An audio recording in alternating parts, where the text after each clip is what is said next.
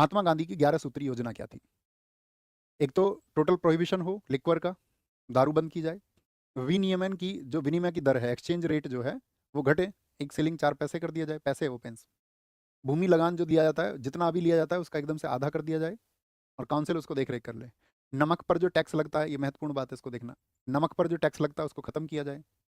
सेना पर ब्रिटिश सरकार जो खर्च कर रही है, भारतीयों का दमन ही करती थी वो समय पे सेना, हम इंडियंस का ही दमन करती थी, तो उन्होंने कहा कि भाई कम से कम ये खर्च भारत पर होना चाहिए, इसको सेना पे मत करो, इसकी जरूरत नहीं है।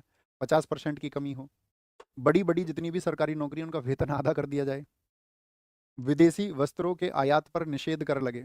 विदेशी वस्त्रों का जो आयात हो रहा है उस पर क्या होना चाहिए, एक आपका उसको बैन करना चाहिए, बैन करना चाहिए। भारतीय समुद्र तट केवल भारतीय जहाजों के लिए सुरक्षित रहे, इसके लिए कानून का निर्माण हो। सभी राजनीतिक बंदियों को छोड़ दिया जाए, इस पॉइंट को पढ़ना, एक तो नमक कर और एक सभी राजनीतिक बंदियों को छोड़ दिया जाए। राजनीतिक मामले उठा लिए जाएं तथा निर्वासित भारतीयों को देश वापस आने की अनुमति दी जाए, जिनको देश से बाहर भेज दिया, नेपाल जेल में भेज दिया, कहीं और भेज दिया। गुप्तचर पुलिस हटा दी जाए अथवा उस पर जनता का नियंत्रण रहे, गुप्तचर होते थे ब्रिटिश सरकार के स्पाई। आत्मरक्षा के लिए हथियार की अनुमति दी जाए, सेल्फ डिफेंस के लिए, सेल्फ प्रोटेक्शन के लिए। तो गांधी जी की 11 मांगे समझ रहे हैं कि ब्रिटिश सरकार से उन्होंने की कि भाई ब्रिटिश सरकार अगर इसको नहीं मानती है तो हम सभी ने शुरू करेंगे, सभी ने अवज्ञा को शुरू करेंगे। और इसके बाद में आप जानती हैं ब्रिटिश सरकार कहाँ मानती, तो फिर सभी ने अवज्ञा हुआ। सविनय अवज्ञा के लिए गांधी जी के क्या विचार थे, वहां पर आप गांधी जी को भी बहुत अच्छे से समझ पाएंगे।